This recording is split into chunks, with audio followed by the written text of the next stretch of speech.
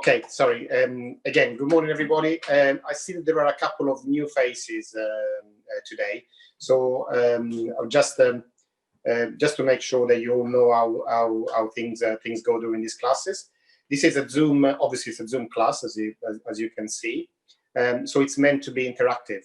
So as I'll be cooking live, and hopefully some of you have managed to get the ingredients to cook along with me. But even if you do or if you don't, it doesn't really matter. You're still able to ask questions as I go along. So if something is not clear or if I'm going too fast, please stop me and I'll answer your questions. There are two ways of answering the questions. You can either type them in the chat box, or you can unmute yourself and ask the question, by voice. It's fine. Just if you unmute yourself, please, after you ask your questions and we finish the interaction, please mute yourself again. Otherwise, we hear all your background noise on the video, and it's distracting. Okay, let me see. Okay, I can see that everybody in the chat. Everybody can hear me. Okay. Good morning from Texas. Good morning, Deborah. Let's say I'm always. Sorry, there's somebody else in the waiting room.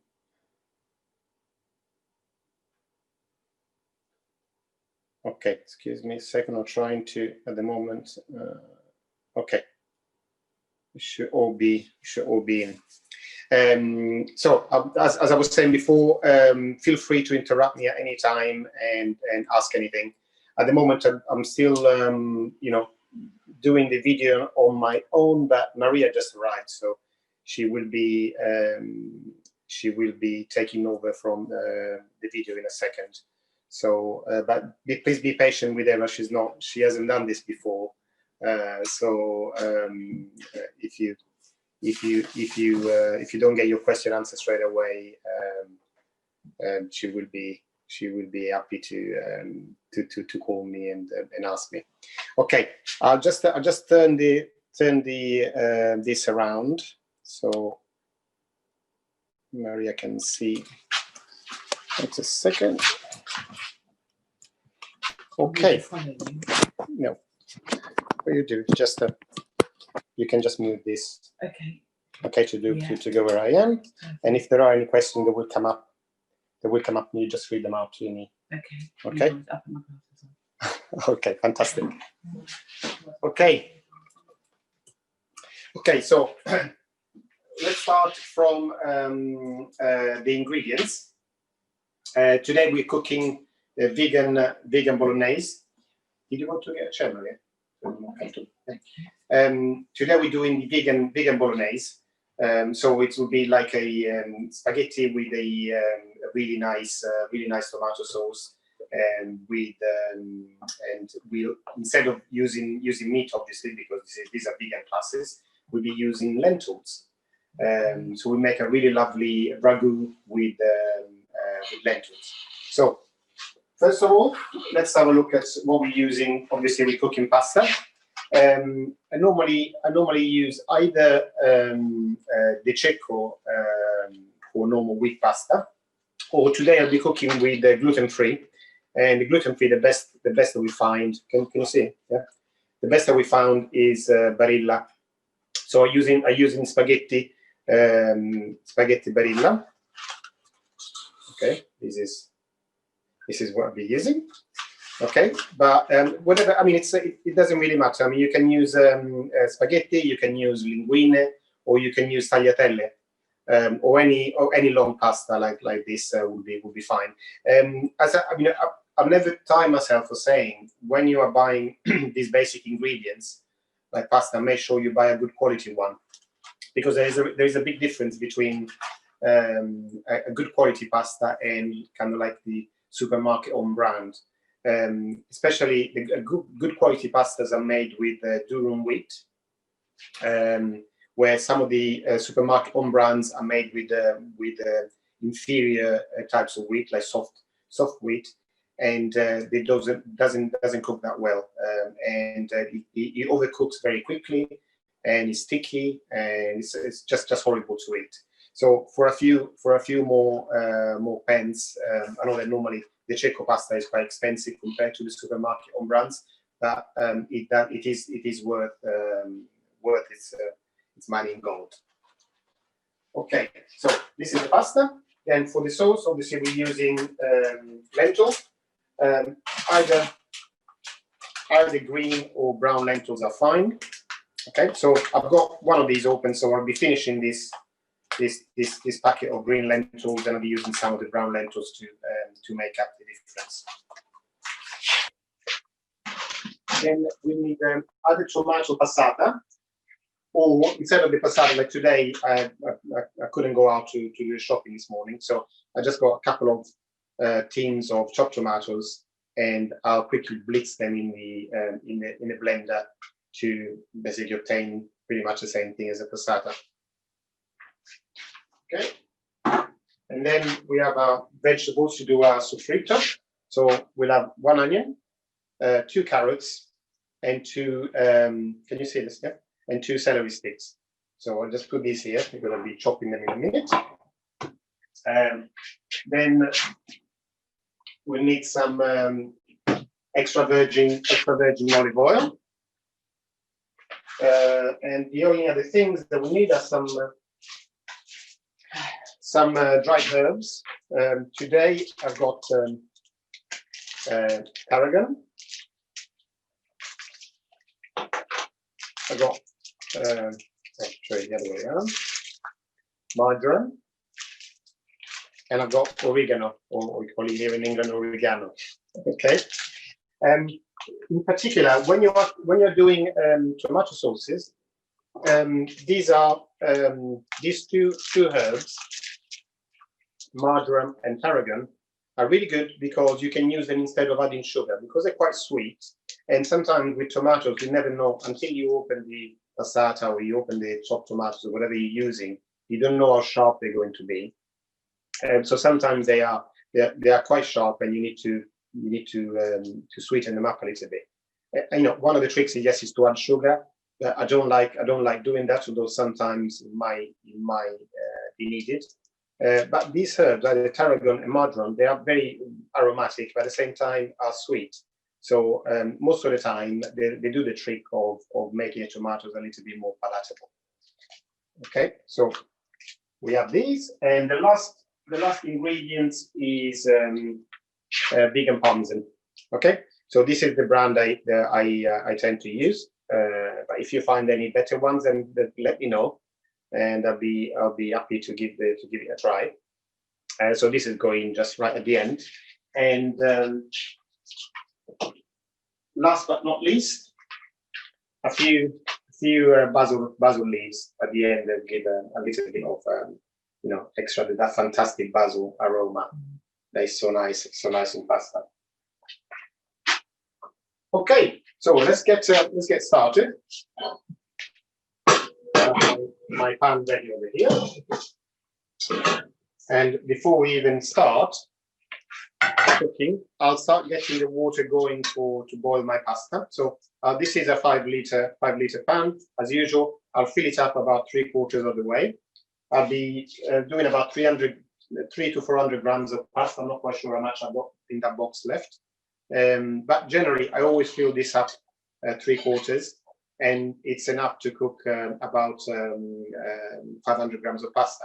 I remember to cook pasta, you don't need to add olive oil or anything in here. You just need a pan that's big enough, because the pasta needs room to breathe.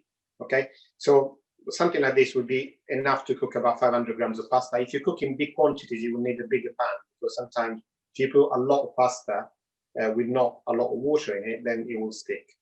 Okay, so let me fill this up.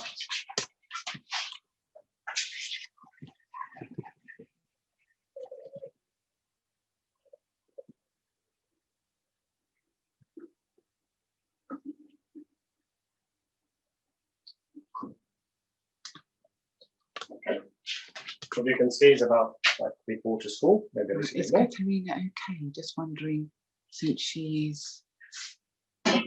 Oh, do I see it? sorry, what was that the question? There was a question about my sister. Oh, what am I doing? Cancel. How do I get to see the chat? Okay, just a second. I just have to see the chat is in here. Oh, it is. Oh no, sorry about that. It's okay, it's fine. Okay. Deborah. Hi, Deborah. Yes, Katrina is fine. Just make sure they pointed correctly. Yeah. Katrina is fine. She just had to go and see a dad because we're trying to move into to a flat with called assisted living, where they are a warden that can make sure that they're okay. He still have his independence, but there is somebody there to check on him because it's kind of like he's nearing 90 now. So although he's still independent, it's good to have somebody that can check if he's all right. So just is going down. She's gone down to see him just to go through some of the details and make sure he's all right. He's okay with everything. But they're perfectly fine. The dad is fine. Katrina's fine, and she'll probably be here before the end of this class, so we'll be able to see her. Okay. So going back to the cooking. So I've got my water, and I'll put it on. At the moment, I put it on a low heat, low flame, because it will take a little while to get this sauce done.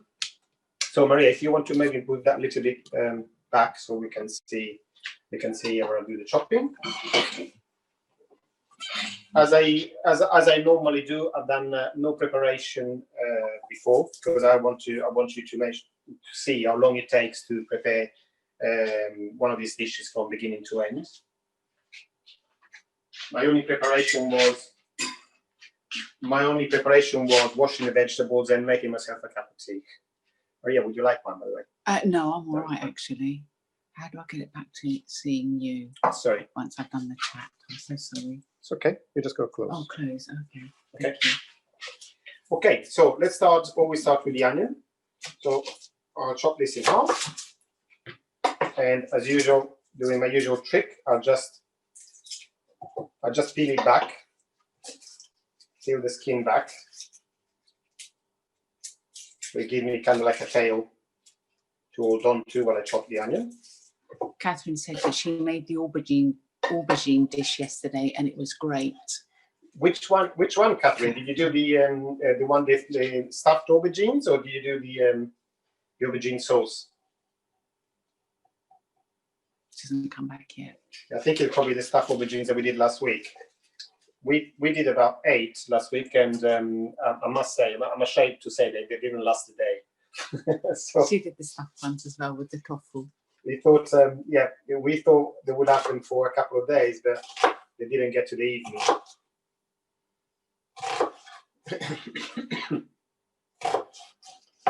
And today as well, I had a very, very small breakfast, so I don't think there's going to be much of this left as well when it's finished. But this is a dish. By the way, I'm making a bit more sauce than I will need for the pasta, because at the moment we're very busy with work and with other things that are going on. So I'll make a little bit more sauce, and I'll use some for today's dish, and then whatever is left I will freeze to have later for another meal.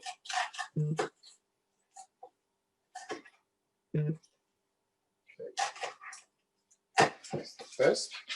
Right, Rosalind is saying she doesn't eat onions. Is there a good replacement for the onion? Okay, that's a good question. You could use. Do you eat leeks? That could be a very good replacement for onions. It's very close, and you would have the same purpose. Yes, I do.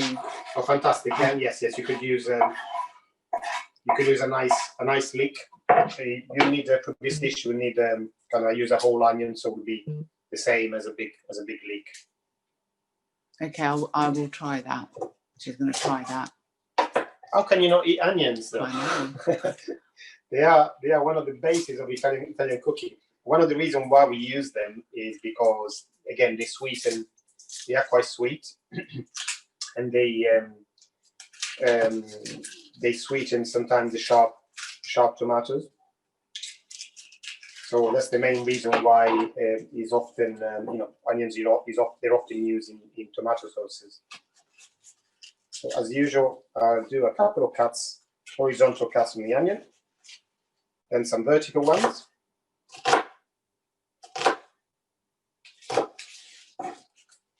And then right, she's saying it's a Raska. She's saying she knows that onions are good, but she's following a strict spiritual diet with no onions and no garlic. Oh, interesting. So she said thank you. Interesting. I didn't know that. Okay.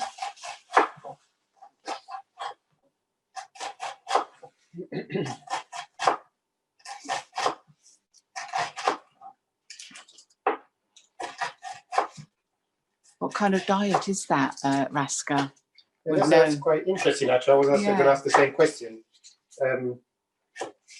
Could you elaborate a little bit on your spiritual diet? I'm very, very interested.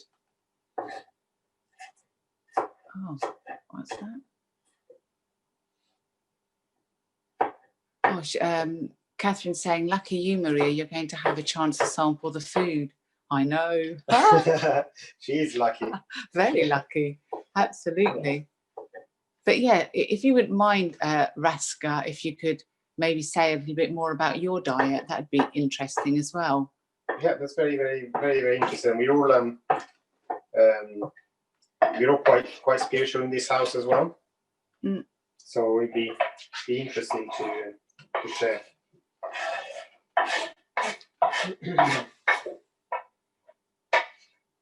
Like for those of you that don't know, Maria is my sister-in-law and Katerina's sister. So maybe at the end, when Katerina comes back, we can show you both the sisters side by side. Okay, so I will cook. I think probably the easiest thing would be I'll cook it on this hob, so this will be easy for you to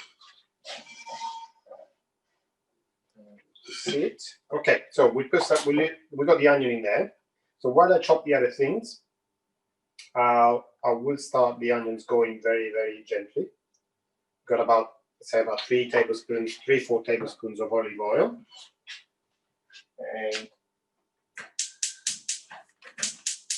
and I'll be a very low heat because I want to fry these at the same time. The onions is always good to let them gently kind of like soften up first on their own.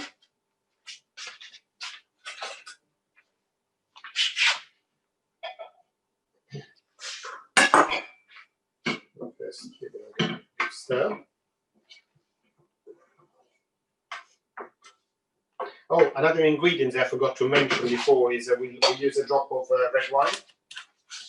So any red wine, it doesn't matter what you use. I mean, I've got some Sainsbury Cabernet Sauvignon, but it doesn't really matter what you use for. This is just for cooking, so it doesn't have to be a top wine. Okay. What we're trying to do here, though, is when we chop these, we try to chop them quite small, both the carrots and the celery. So I cut these in half before chopping.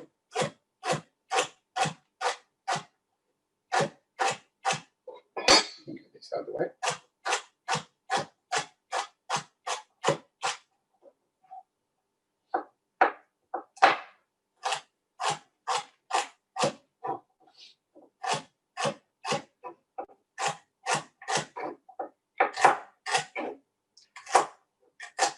Now, all of you obviously at some time would have tasted some spaghetti bolognese, unless you've been kind of a vegetarian all your life.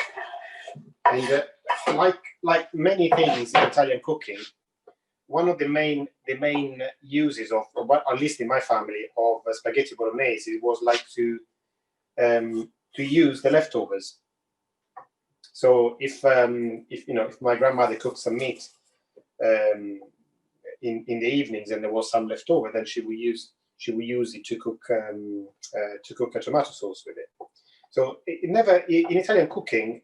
Obviously Italian cooking is very poor. All the ingredients are very poor. Most people survive on vegetables, beans, and things like this. So one of the things that you probably see when I'm cooking, nothing ever goes to waste. And if anything is left over, then it'd be used to do other dishes the day after. So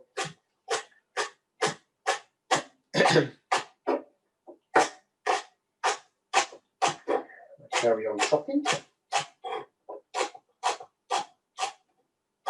And one of the things about cooking, what we're doing today, is like a traditional ragu, is that it's cooked very slowly over a long time.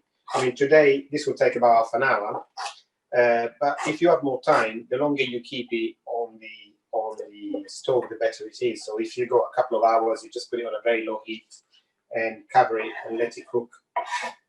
And the more it stays in there, the more flavor it gets.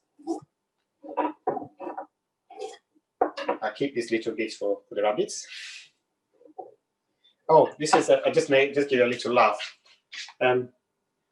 Katerina had prepared. She's going at the moment. She's having. She's doing a course to improve a back posture. So every day, Monday to Friday, she goes to this place in London. So she prepares a lunch bag. So she already, being as organized as she is, she prepared a lunch bag for Monday already, and it was she had it on a place near the door, so she wouldn't forget it. But it was on the floor. But she didn't realize that the rabbits were around. So they very quickly found the apple that she put in there, and they attacked it with all their might. And it's funny because, especially Raisin, which is the grey rabbit, it goes absolutely crazy about apples. It's just like if he was on drugs. Whenever you give it a little bit, sometimes we give him the skin. That's the part that because he can't have too much sweetness. And it looks like he's on drugs. He starts running around our feet and just doesn't leave us alone for about 20 minutes to half an hour. So obviously this apple is no good anymore. But we will be feeding him bits of it later, but not too much all at once.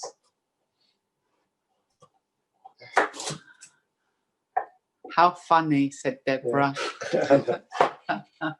She won't make the same mistake again. No. Okay. Again, I'm doing the carrot quite small, as you can see.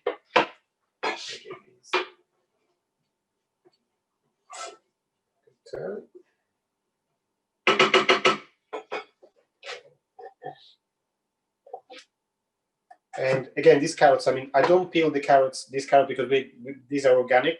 So I just give them a good wash with a vegetable brush. So don't worry if they don't look very bright. But most of the goodness is is actually on the outside, on the skin, on the vitamins. So if you are using organic vegetables, just use a vegetable brush and don't really peel them unless the vegetables that need to be peeled.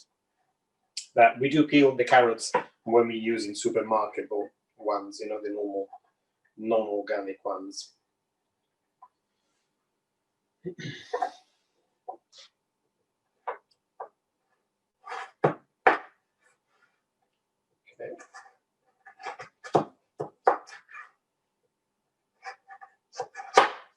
Be careful if you're using a sharp knife. Always be careful by your fingers. You don't want to be responsible. Anybody chopping their fingers to prepare this dish. I always lead with my nails. So if this slips, at least it hits my nails and not the flesh of my fingers. Deborah said, it just has. You just have to love how the animals get into mischief. They do, and it's funny because this is the first time we've ever had rabbits, and I didn't realize how intelligent they are. And the only thing is just because they're quiet, they're not obviously like cats and dogs. They will let you know with their noises what they want. The rabbits are just the same, simply that they're quiet. So they just appear around you and they start circling you, and they come and call you when they want their food. When it's time.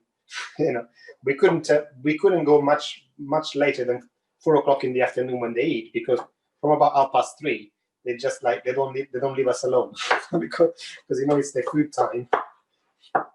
But they come when we call them. They know when we got you know, when we got treats for them, they want. I mean, they're very, very, very clever. The other funny thing is that when they are mischievous, so they're up to something, they both come into the lounge and they go in separate directions. So we can't catch them both at the same time. Oh, that's You know? So it's funny because one goes one way trying to attack our house plants, the other go the other way trying to attack something else. And it's kind of it's so funny. It's as though they talk together and say, right, you do this and I do that. Exactly. Oh, it's lovely that they get on so well together as well, isn't it? Yeah, they are two. We have two brothers. Yeah. You know, and they're always stuck to each other. Yeah, which I think is really nice. Yeah. Mm.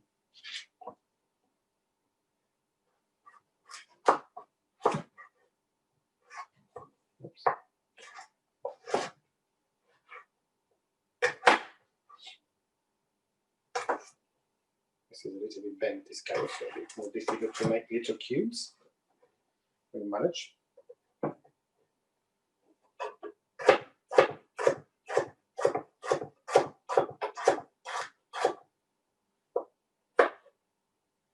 We want to try and cut them in small pieces because part of this dish is the texture.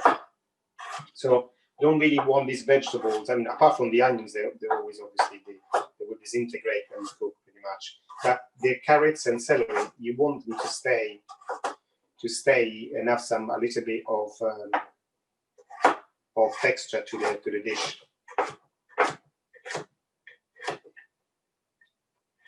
Okay, so we've done all our chopping.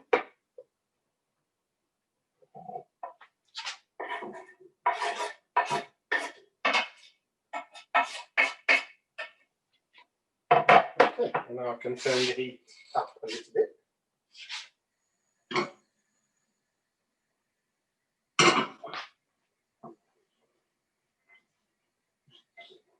And while these are cooking, I'll go and weigh my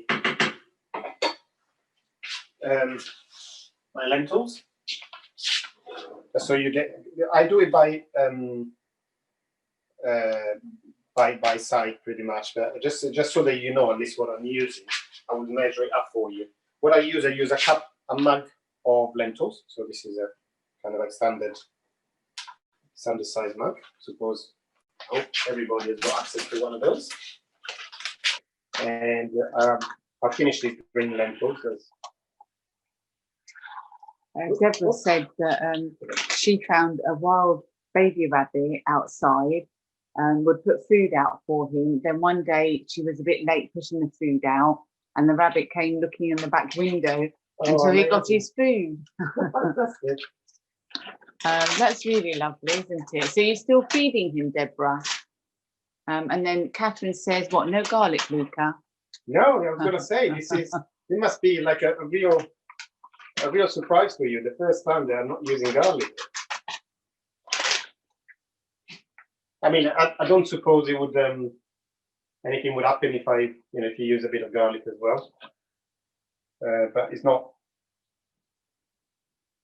really used for this recipe.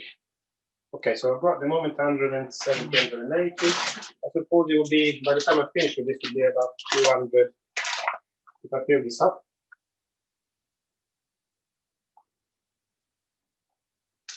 And then Deborah said that the rabbit grew up and left. Oh. Still lovely though, still lovely. Carol said that she had a cat who would jump up on the worktop where he wasn't allowed and they would pat the food off the top for the dog waiting underneath. Oh. Proper criminal gang. Work together, nothing like teamwork. Fantastic. They're so cheeky animals. They know what they want and how they need to get it, and then they just go about doing it, don't they? Very true. Very, very true. All have their own little characters as well. Okay, so I've got here a cup of lentils. I don't know. Sorry, I'm not familiar with American measurements, but it's about 200. I'm using about 230 grams of lentils, and I'll show you. Then I use this because then the water that goes, I'll put some water in there and it's corresponding to the amount of lentils I put in. So we about 3 times the amount of water as lentils. So using one mug of these, I'll be using 3 mugs of water. Okay, so I got this cooking. So just to speed things up, I will add some salt. There's a nice, lovely sea salt. Always use sea salt if you can. And probably is going to be that's about 1 teaspoon.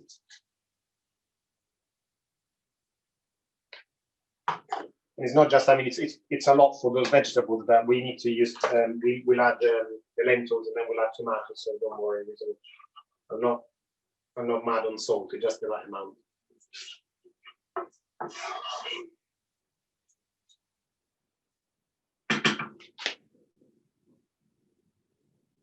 So what is it? I kept it on a low heat, so that gives me time to do the other bits and pieces that I need to do while need to get prepared. So I've got now my lentils.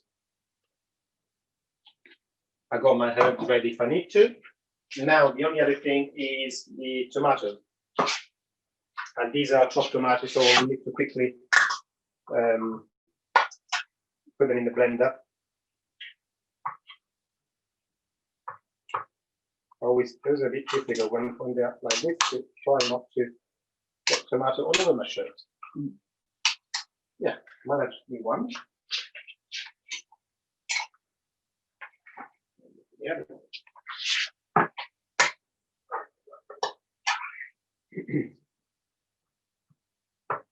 Okay.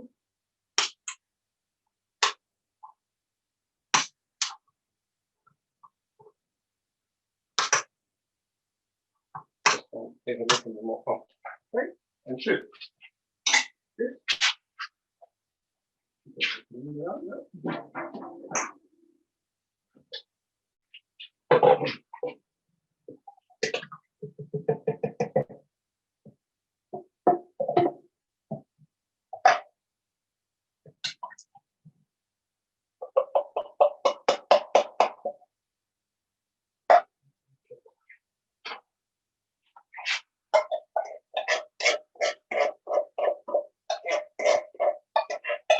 As I said before, nothing goes wasted, so I don't want to leave anything in the thing.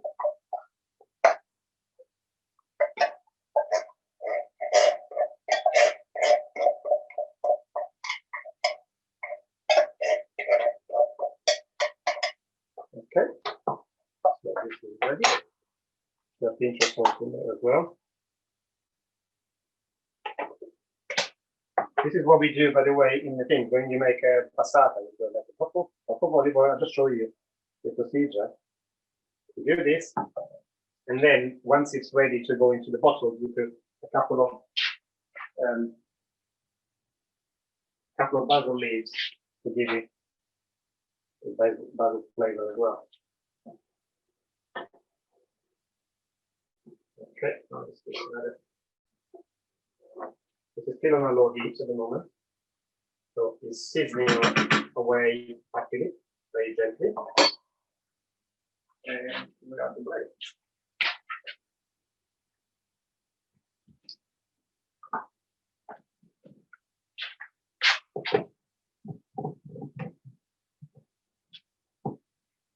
Okay, the blades are on.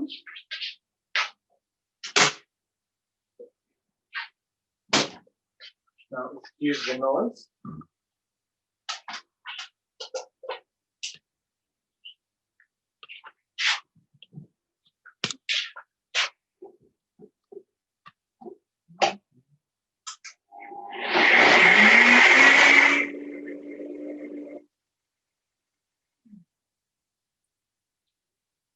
Just a few seconds will do.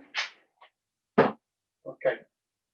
Now come to a little bit of time to put a little bit of wine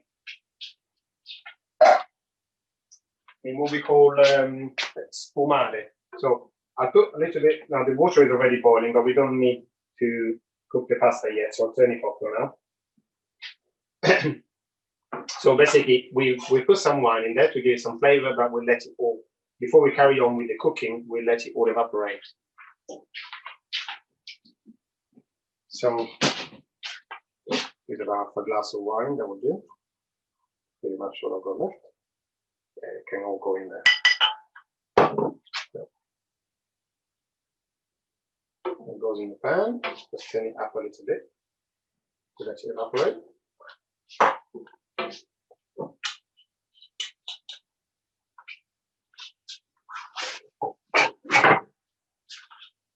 I'm going to the second bit. Smells great already. It does. It really does, actually. Yeah, I mean, I love cooking with red wine, especially when I'm making vegetables. And one of the best ways I found to make a vegetable that I don't really use very much generally is the big bell peppers. I don't use them very much, but if you like pan fry them with a little bit of red wine, they completely changes the flavor of that vegetable. It makes them so nice, especially if you add them to rice. Whether you're making a risotto or no, it doesn't matter. You can do a lazy risotto, just cooking the rice separately and then combine it all at the end. That is so nice.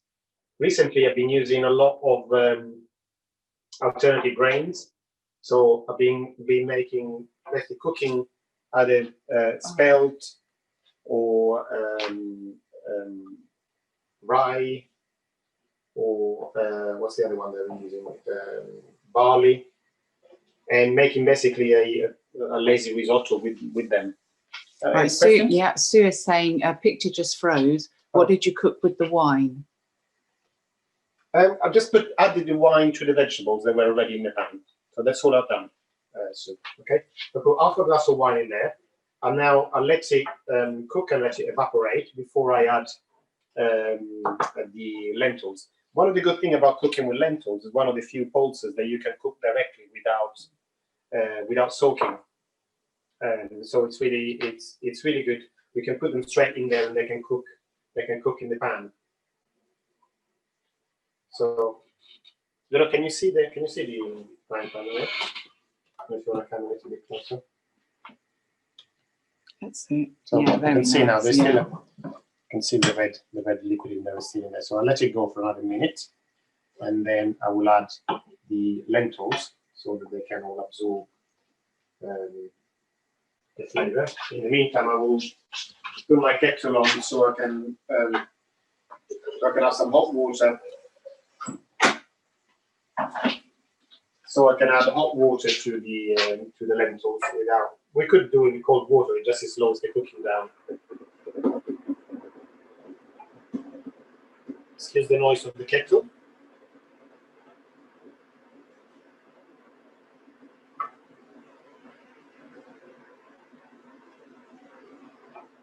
Right, so Sue is saying not in the pan here.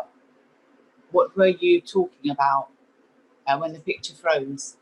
Oh, I think. What was that? I'm not sure. Yeah, because Sue asked, picture just froze. What did you cook with the wine? Not in the pan here.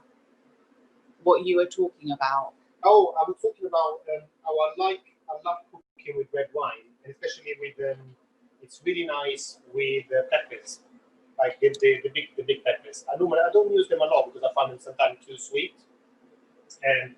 But adding red wine, pan frying them, as we're doing now with red wine, and with a few, you could use them with a soffritto. I often cook them exactly as I've done now, and then add the peppers on as well for other dishes. And by adding red wine, it changes completely the flavor of the peppers as well. And it's really, really delicious.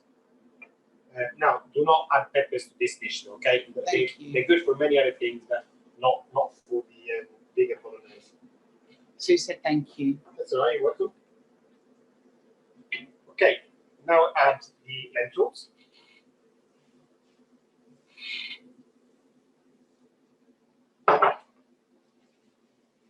So I will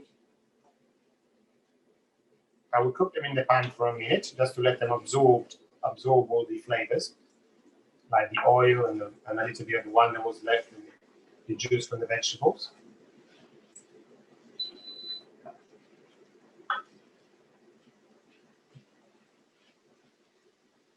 Okay.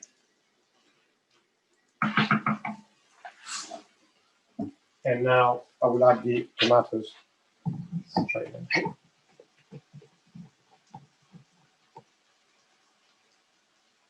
Can you use red lentils? Carol is asking. To be honest with you, Carol, I don't know. I never used red lentils myself. I normally cook either with green lentils or brown lentils. I mean, maybe you can try and experiment with it and let us know. I just don't use them. So I don't know. I will answer when I know things. I won't make things up just to answer your questions. Okay. Carol said, "Will do." There are so many types of sauces anyway available. It's always I'm always experimenting with new things, so it's good to know when you're trying, when you're doing. Be happy, you know. I'm happy if you experiment a little bit with these recipes. So if you do, please let me know, because you know, if I can improve on something and there is something that is particularly delicious, then I will include it in my cooking. I'm not too. I mean, I am stiff about certain things about Italian cooking, but I am happy to take some advice if you know, somebody comes up with something really nice. Okay, so the tomatoes are good, so we've added those in as well, and now I will put some hot water. I will add about 3 cups of hot water, and that is needed to cook to cook the lentils. Otherwise, what will happen is that the lentils will absorb all the water in the tomatoes and will be a really dense sauce, which is not good. Rashka's asking, do the vegetables get very soft before you add the lentils? Not particularly. They're a little bit soft, but not particularly soft. So a bit like al dente. Yeah, a little bit. But they will get soft once because we cook them like this for now another 20 minutes or so. So they will get they will get soft. Thank you. There you go. 3 cups of water.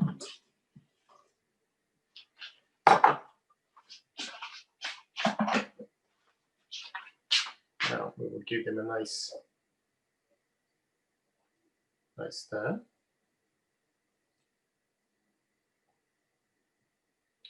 Also, I will give it a taste now to see how sharp it is, and see if I need to add any herbs to soften it up a little bit, to sweeten it up.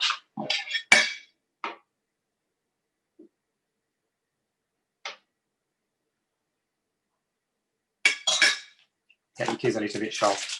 So I'll be using. Always do it. You know, it doesn't really matter with the herbs. It's not. You know, if you use too much, you just get tastier. I'm using about. I use a spoon, so at least you see how much I'm putting in. So for about a spoonful of marjoram.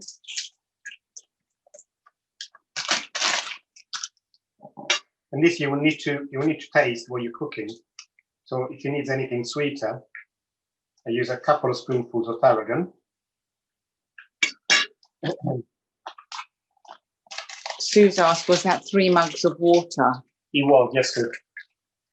3 mugs of water. And I'll have a couple of spoonfuls of oregano, whatever you call it. But it's one of those things that when it's something got a nice Italian name, it needs to be kind of like, for me, ruined, Yeah, and butchered in a way. I find it very difficult to use the English pronunciation. I'm the same. Yeah. Okay. So this is now happily going. I only want to taste now for salt. See if we want to add a little bit more. We can do it later as well. It doesn't matter. No, I think there's enough salt. So I will cover it now, and we let the apile carry on with the cooking. As long as you see that it's you can see that, I don't know if it comes across in you can see that it's boiling now, the tomato on the top. So as long as it's boiling, you don't really need it on a high heat. You want to cook gently, to keep the flame quite low. In the meantime, I will. We won't put the pasta in quite yet, because the pasta will be cooked in about 10 minutes, and this will take a bit longer. This will take generally is 20-25 minutes. Might take even some time, depending on what lentils you use. It might take up to 30 minutes. So when this is kind of like pretty much halfway done, then we'll be putting the pasta in. At the moment, the other things that we need to prepare is grate some cheese and also prepare the basil. So we just watch this while it's nice and not dry yet.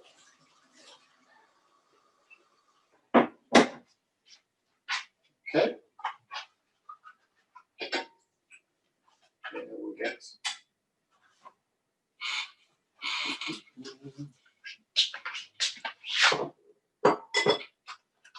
As I say, I've got some already open, so I'll be using this. First. Try not to grate my fingers as well.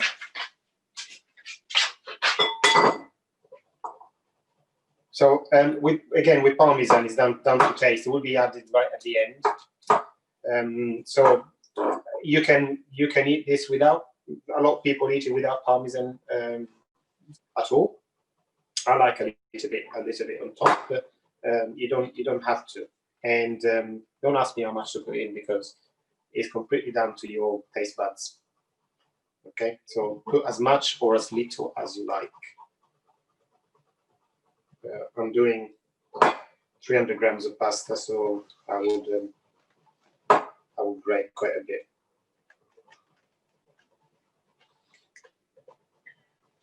Now, while we're doing this, so there's going to be a little bit of waiting time while the lentils are cooking. Any questions so far, or anything that you want to share with the group? Not yet. Not yet. Yeah. I say feel free if you want to talk, to just unmute yourself and talk. Quite happy to listen as well. If you feel shy, you prefer to write it in the chat box, feel free to do that. Sue is asking, if you're keeping the sauce for later, would you add the cheese when you reheat it? Yes, I don't add the cheese to the sauce. Was that Sue? That was Sue. So hi, Sue. I don't add the cheese to the sauce. I will add it to the pasta. So once the pasta is cooked, I will put it in a bowl, add the sauce, and put the cheese in there. So it doesn't. You can freeze the sauce without any cheese. Because what tends to happen, I mean, if you add it to the sauce, it tends to stick to the pan anyway. So it's not ideal. I will open the other one. Catherine asked who's in tier 3. Hilary said that she's in tier 2. And Sue then comes up and says, just cooking sauce today for later. Excellent. Who's in tier 3? We actually have Katrina's dad is actually in tier 3. Yeah. We're in London, Kent. So we're on tier 2. But Kent, their dad is in Kent, only about 40 minutes away from us. But he's now in tier 3. Yeah. But So Sue's in tier 3, and Rushka tier 2 in Suffolk. And to be honest, I don't know what you all think about these things, but it seems to me they made such a bad job of these restrictions that nobody seems to believe what the government is saying anymore. No. So it's kind of like let's carry on, do the best we can. That I don't think that people actually would change their behavior simply because of what they're saying, because they seem to say whatever we give them any brownie points in the in the newspapers, rather than really take difficult decisions. Because I think what happened in the last national lockdown is that by keeping the schools open, they made it completely useless, because obviously, although children don't get ill, but they still transmit the virus. So that's why in many places, although they were in lockdown, the infection rate has kept going up. Because for me, I mean, I don't know, but from my point of view, if you do have a lockdown, then it should be a strict lockdown with everything closed. Not this thing. You can go to a pub, but you can go to 10 o'clock, or because I've seen in many pubs in the area when it was, we never gone into one, but there is no distancing, because once people have had a drink or two, they just distance. They forget all about it. They just want to be with their friends and be back to normal. Anyway, Carol says that she's in tier 2 in Shropshire, but her older son, he's in tier 1 on the Isle of Wight. oh, Must lucky be him! difficult, yeah. Lucky him! Yeah. But I suppose you can still socialise for Christmas though, for those 5 days. So in those 5 days, obviously, we won't get ill. No, because nobody will. But people will do Christmas no matter what the government says anyway, won't they? Definitely. Catherine says, we are close to the Warwickshire border and they're in tier 3. People from the local villages will be coming into tier 2 area to shop. Obviously, that doesn't make sense. That's the other thing. By having, obviously different tiers close to one another, people are just going to move, and they want to go and have a meal, and the restaurants are closing their area. They're just going to drive 5 minutes, 10 minutes, and go and have a meal nearby where it's only tier 2. Exactly, and they can't tell where they're coming from either. No, exactly. And then this is exactly what they were saying, is that what they've noticed when they are tier 2 and tier 3 together, they notice instead of the tier 3 going down, the tier 2 goes up to the level of the tier 3, because they're mixing. This is Deborah. The US just basically opened over 3.5 million cases and 2,000 deaths per day, but no lockdowns. That's pretty bad as well, isn't it? I suppose you have to thank Donald Trump for that. Yeah, absolutely. I think he made a real. So 13.5 million. Sorry, that was my mistake. You did say 13.5 million cases. Okay. Yeah. So I've got enough cheese prepared for later. And I can put this away now.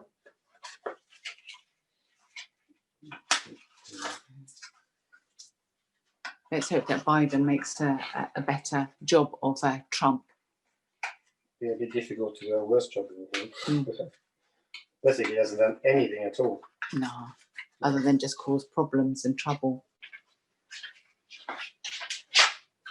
Okay, so give this another twirl.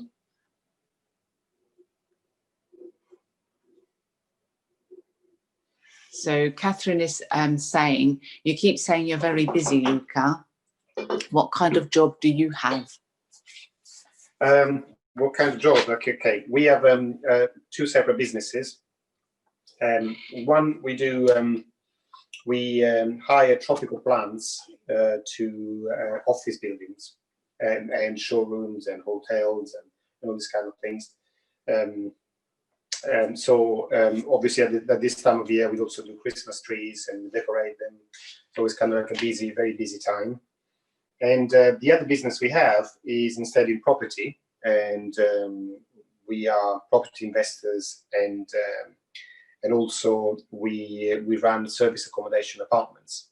So although with this lockdown, our activity has gone right down, we still have some apartments that we are running in areas where there is demand. So we're busy with that as well. And obviously, we got Katerina's dad as well. Obviously, that we're dealing with. Katerina, Maria are very busy and quite stressed as well because there's a lot to do.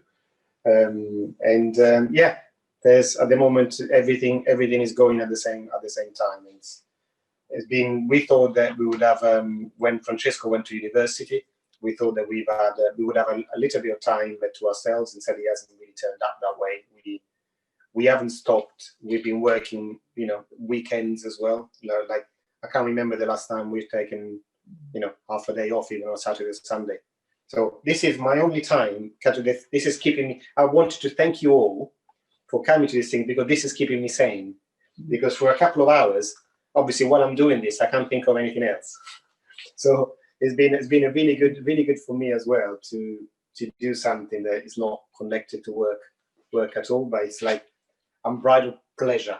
When you're eating, when you're cooking like this, it's just like such a pleasure, and makes me even happier to be able to share it with you, because as I said, it's not just food, but it's part of my my heritage, my culture that I'm sharing with all of you. And these are things, some of the things I'm doing have been really stayed the same for generations. So Catherine said, no wonder you are busy. Yeah. Deborah says, can't wait for Biden to take over.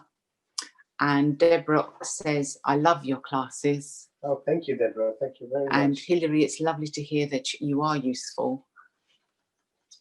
Cheeky. Thank you very much for that. Okay, so we've got literally like a handful of basil leaves. So I'll give them a rough chopping. So we have pretty much everything ready.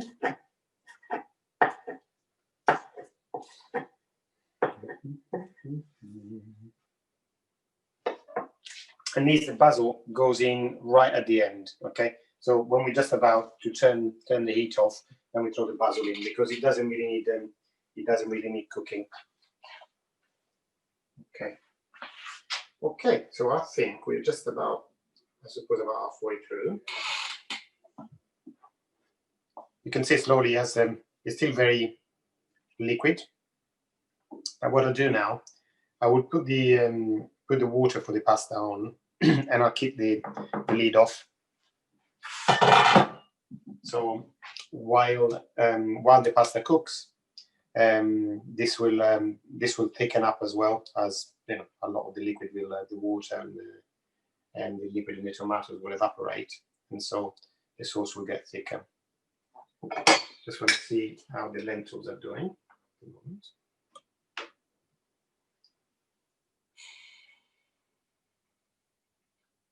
Okay, oh, this is delicious. The lentils are still hard, but it's absolutely delicious.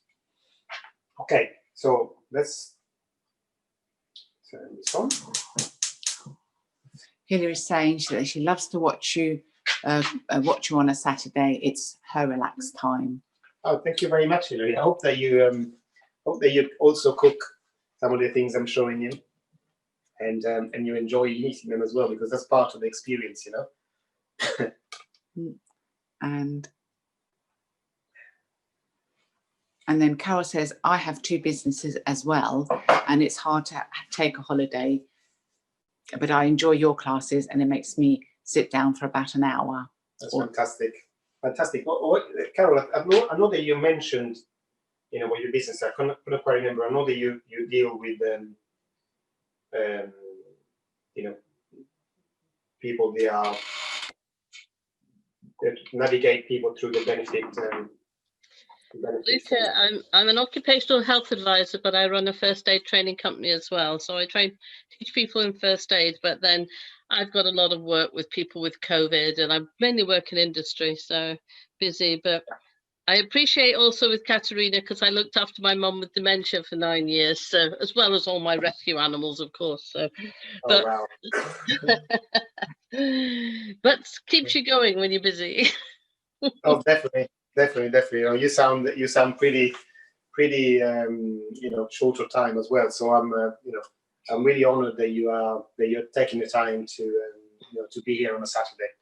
And I do make food as well. But Yeah. right now I'm making a mincemeat cake, which is in the oven. So when I disappear, I'll just check it's cooked. Okay, fantastic. Thank you, Luca. You're welcome. Rashka says, I can't always make all your classes, but the ones that I can attend have always been so inspirational. Thank you always. Oh, thank you very much. As I was saying before, obviously, my intention was to actually put all the videos and all the recipe online. I know I put last week's video has gone online, but I haven't written the recipe down. That's just I haven't enough time. But when things calm down a little, I'm going to start working my way back. As I got all the videos, and obviously I've got all the recipes in my mind. So I'm going to start to publish all of those as well. So I know. I hope you had you accessed the Genius U group with all the recipes and the videos. If any of you don't have access to that, then let me know. I'll send you a link.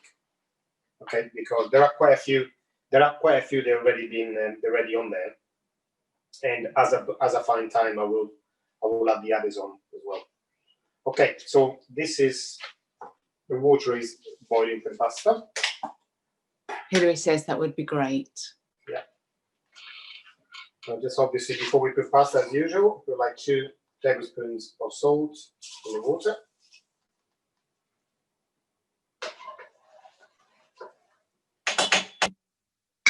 I think wait a few more minutes before I put the pasta in, because I don't want the pasta to be ready while the sauce is not. So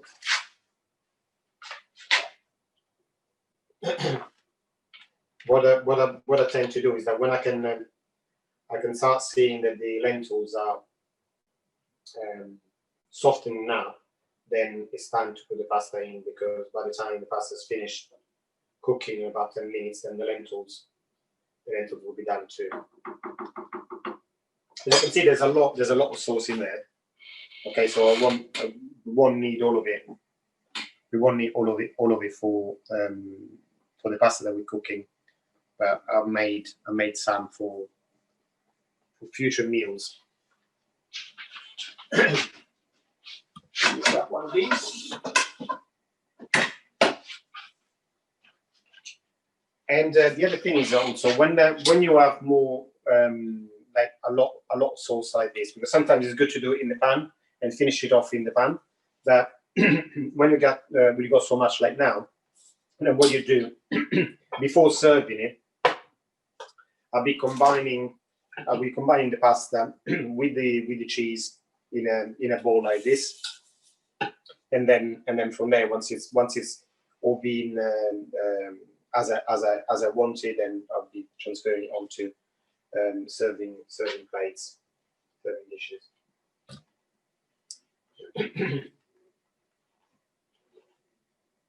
Oh, this is making me so hungry. It really is. It smells really delicious. It does. Really nice.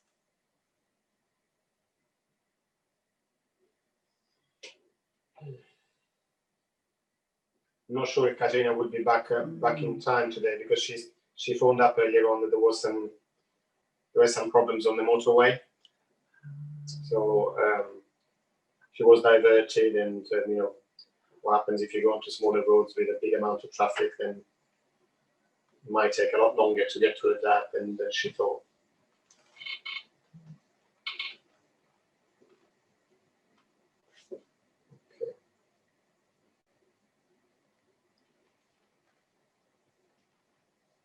Okay, let's taste some of these lentils. If I can get any. There we go.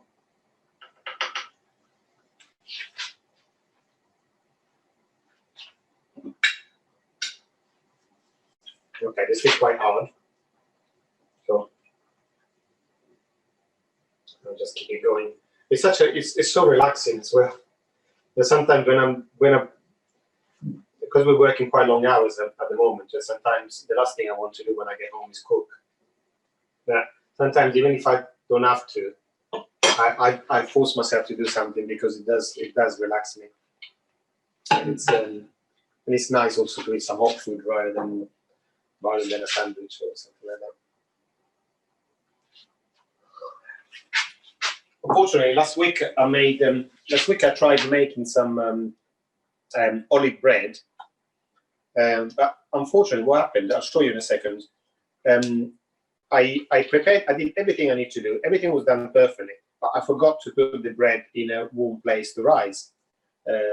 So normally I put it in the airing cupboard for about 10-12 hours to rise. But because I didn't do that, unfortunately, the bread didn't rise very much.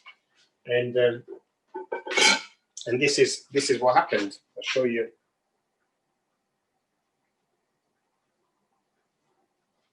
As you can see, although it's a nice loaf of bread, it's very, very dense, and there is no air in the bread, and so yeah, it's not that nice to eat. Unfortunately, tasty, but just like too heavy.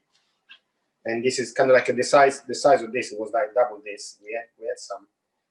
The size of this is about 1.5 kilo. So normally you will get something about twice the size for that weight. So as you can see, I am definitely not perfect. Okay, so things go wrong all the time when you're cooking and when you're doing your things. So so that you know, if you make a mistake, don't worry. Always find a way of correcting it and make sure that it's still edible at the end. Okay, so I'm quite happy now to start putting the pasta in. I'll just turn the heat up. So Sue's saying, could you blitz it, the bread, and make crumbs to use as topping? It's still edible, so we're still eating. I haven't given up on it. It's just not as nice as usual. By the way, I am saving my breadcrumbs. Whenever I cut a slice of bread, I save all the breadcrumbs anyway. So I've got plenty of breadcrumbs if I need them. Okay, now you can with the other spaghetti or any long pasta, you can put it in as it is, and it's fine. But what I tend to, if there is any Italian watching me, they will probably cringe. But I do split it in half because it makes it a lot easier to eat. So it's still long enough when you eat them. That makes it a lot easier to have a decent size on your fork without taking up half the plate.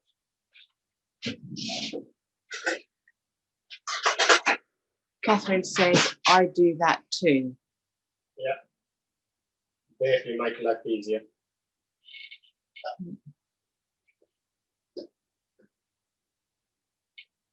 Now I'm cooking spaghetti because I have this in the cupboard and I didn't have time to go shopping.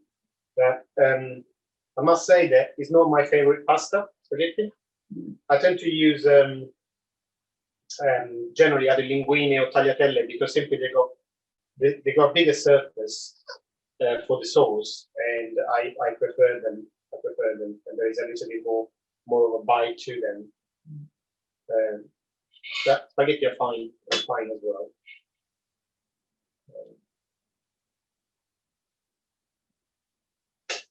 By the way, if you see in Italian GL, it's not spelled gl, it's spelled gl. Okay, so tagliatelle, not tagliatelle. Very important, very important. And the same with GN. It's not like GNU, but it's new. So it's like an extended N. Okay, so that's a little Italian lesson for the day.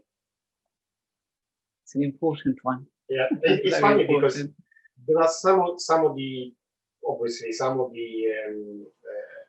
the letters and the combination that we use that don't have any similarity in the English language, so obviously it'll be difficult for you to pronounce. You know, like I have a lot of people. My cousin is called Laura, and here in England she had a lot of trouble. Nobody could actually pronounce her name. They always kept calling her Laura. You know, and she kept insisting, "No, it's not Laura, it's Laura." That is one of the things, obviously, that you find difficult to say in English. Oh, look at this now. Can you come closer, Maria? Can you see now how is thickened up? Oh, this is lovely. Oh, that looks really nice. Yeah. Always keep it just about boiling, like it's doing now. It doesn't need to be on a high heat. Once it's reached the boiling point, you want to keep it there.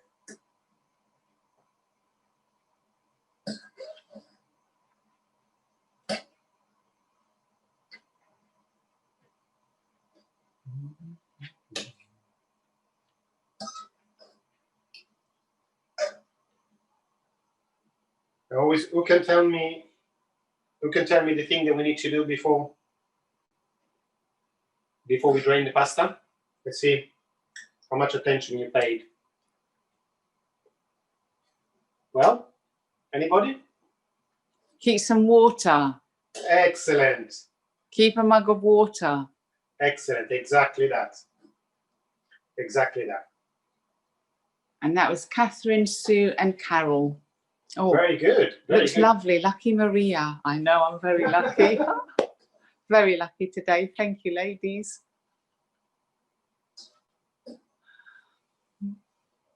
Looking forward to it. Yeah, and in expectation for that. Still a few minutes to go, but I'll start getting my colander ready. So this will be here.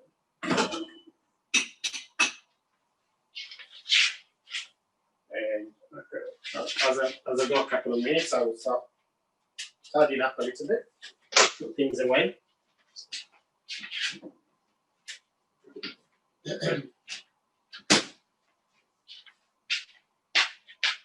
Oh, there's one thing maybe I could show you that's very, very quick. And it's who's ever heard of pinzimonio? No. No? But Catherine says that she'll be making this dish this evening. Excellent. I like to hear that. So I will show you what pinzimonio is and how we eat it as well. Give me a second.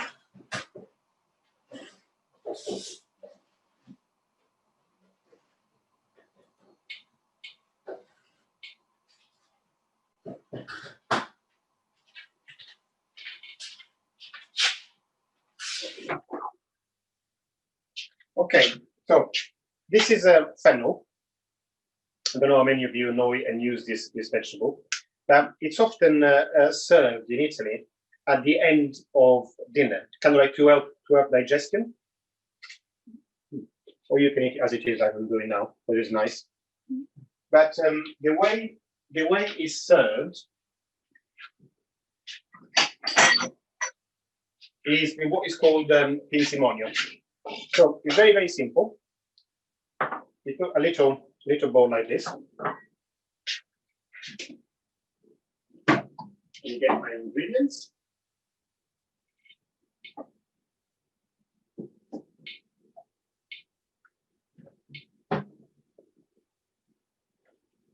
So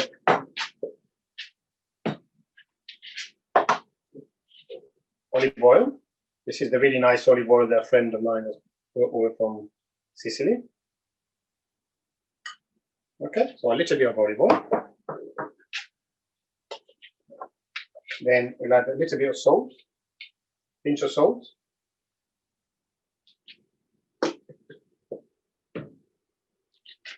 Little bit of pepper.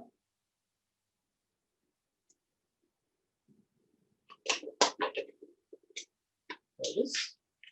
And a squeeze of lemon.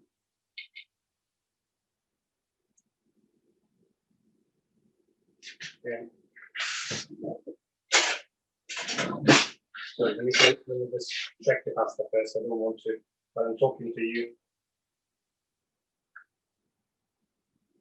Give another minute.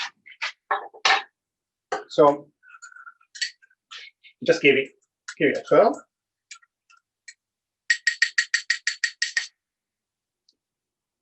Just taste it. It needs to be quite salty because you won't eat a lot of it anyway. Rather not a little bit salt.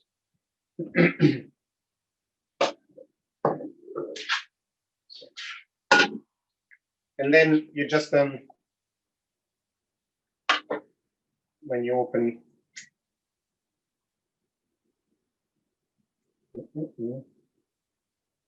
very dense actually.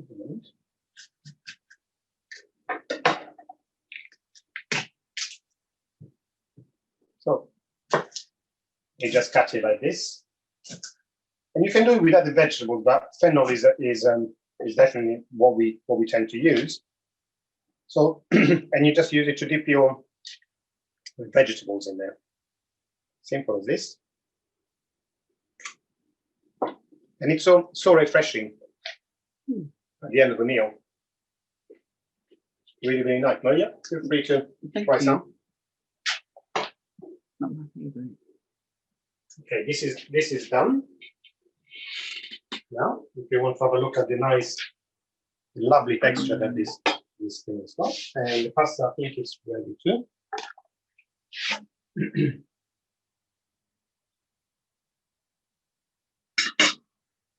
What is the dip called? It's called pinsimonio. So olive oil, salt and pepper, and a little squeeze of lemon juice. That's all it is. Very simple, like a lot of Italian dishes. Very, very simple, but very tasty nonetheless.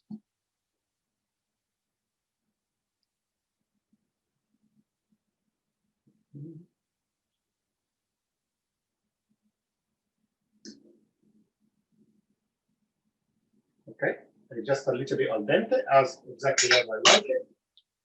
So this is sort of.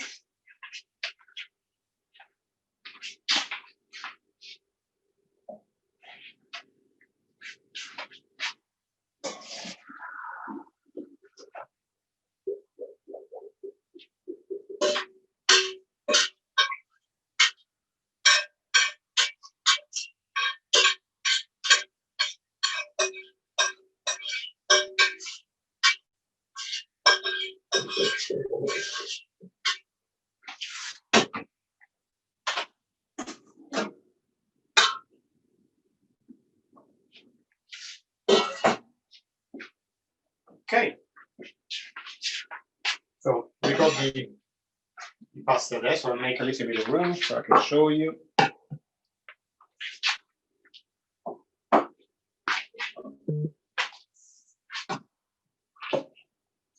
And the pasta goes in.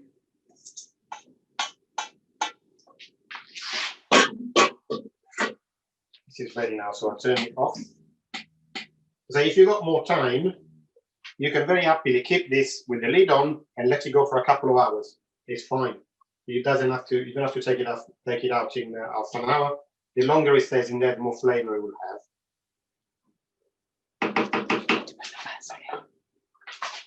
Yeah, now I turned it. So Maria is asking about the basil. I was waiting to turn this off before putting the basil in. Okay. Now that it's off the flame. I like the basil in. And give it a nice turn. Again, you can add as much basil as you like. You can never use too much basil.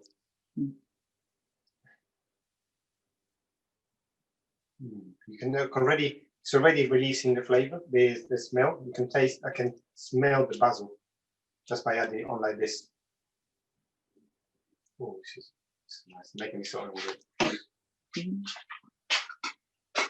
Okay, so first of all, I'll add a little bit of olive oil simply to avoid that this sticks too much.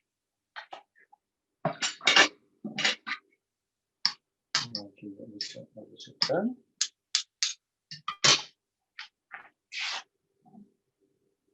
And then we add the sauce.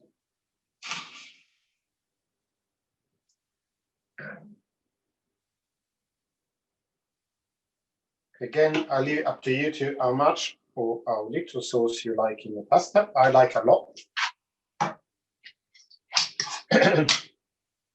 So the good thing about this is that, you know, you mix it all together, and like now, for example, although I already put quite a bit of sauce in there, I want to add a little bit more.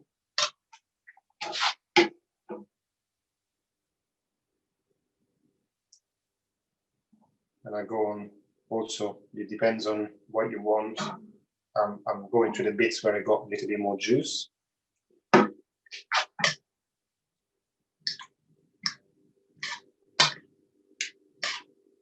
As I said before, I mean, if you saw it maybe like in the photo, sometimes in the photos, obviously things look different. But often you go in a restaurant, they serve you like a bowl of pasta with just the sauce on top.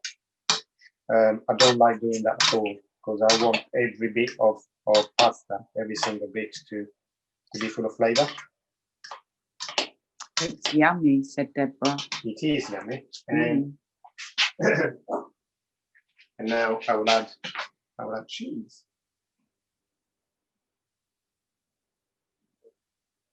So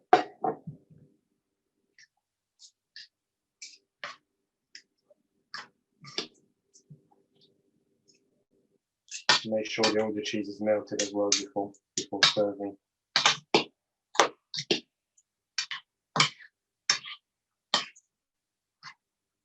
And then also, that's the reason why we keep the water, is that often when you, especially when you add cheese, it can get a little bit too dense. And especially when you're eating long pasta, you always want to make sure that it's kind of like, I don't know, the only way to describe it is a little bit slimy. Okay, because otherwise it would, you know, it will actually stick in there. So once we are finished with the cheese, if it's a little bit too dense, as I've got, just add a little bit more sauce, just a little bit. If it is a little bit too dense, then just add a little bit of the cooking water. Okay, all the cheese in there as well. Give another good mix.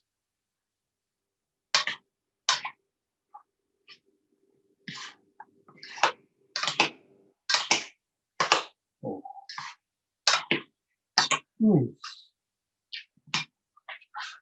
I'm happy, I must say, I'm happy with the result. I just add a little bit of cooking water.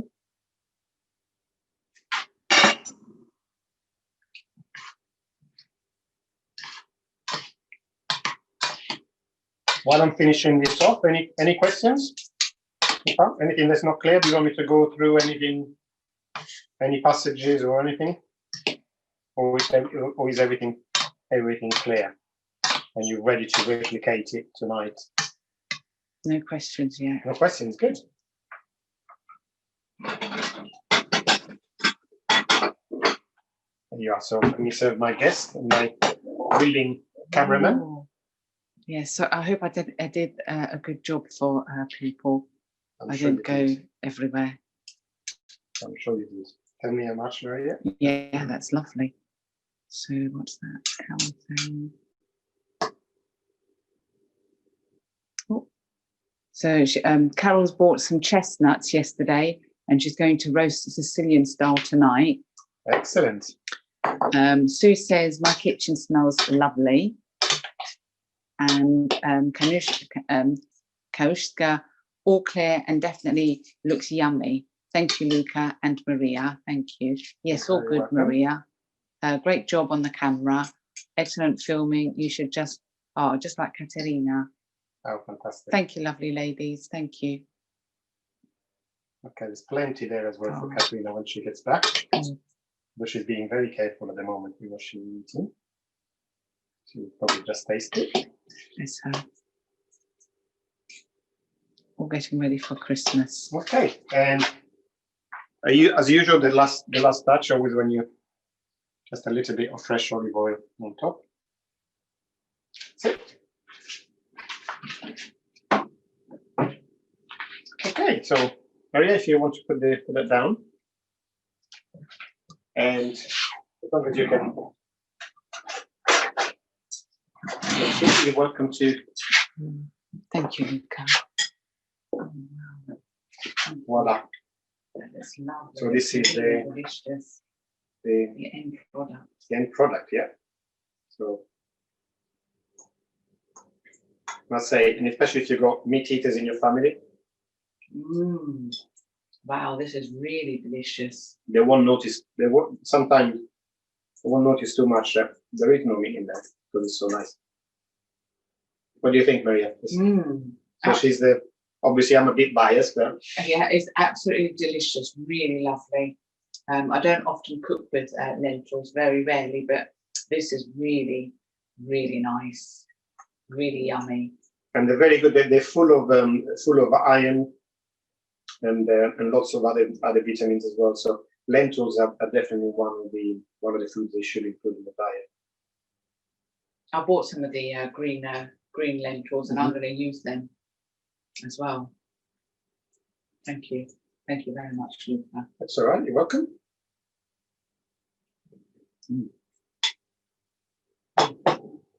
Sorry, there's a little bit of sauce on my face, as usual when you eat spaghetti. So let me just go to the other side. Let's have a look at let me turn this around, and I will. There we go. So at least I can see the questions. Oh, that's Carol.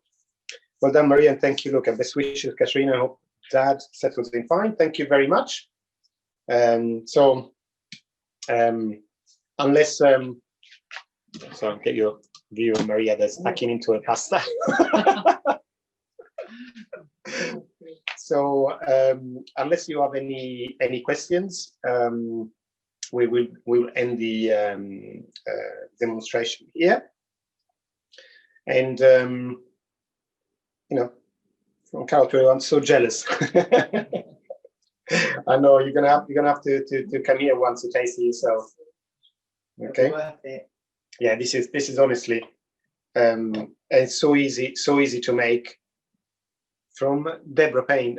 Thank you so much for another great day. Thank you very much, Deborah. Always feel inspired when you're on, because Chef Deborah is from Texas. Oh, so it's kind of like early hours in the morning for her, and she still comes coming on and following us. Wow. Any ideas for next week? I haven't got that far, unfortunately. But as I say, as you all told me that you prefer savory to sweet, I will be another savory dish.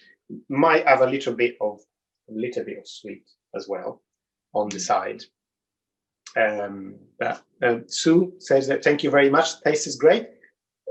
It does, Sue, and thank you very much for cooking live. Because it's nice to get confirmation from somebody else that has cooked it as well, and not just me. Obviously, I'm used to cooking these things, but the best gift for me is to see you cooking things that you never cooked before, and being delighted with the results. So that's the whole reason why I'm doing this. And also, I wanted to say thank you to all of you that contributed to Buy One Give One. Again, we haven't looked yet at what we're giving the money to this week, but I will tell you all next week. It will be something good. It's so good to get somebody else to smile in another part of the world, So again, thank you very much. I will now close the chat, and I look forward to seeing you all again next weekend. One proviso, simply because it depends on when we need to move Katrina's dad. So if it's happening next weekend, obviously I will need to postpone the lesson. But keep an eye on my email. I will put the event up, and then if I need to unfortunately cancel it, obviously I will let you know well before. It all depends on when they sign the contract and when we can arrange everything to be moved. Okay. So thank you very much coming again, and I look forward to seeing you next week. Thank you, Sue. Thank you. Hope the move goes okay. Yeah, we hope so too as well. Okay, then. Thank you very much, and see you next week. Goodbye. Ciao. Ciao.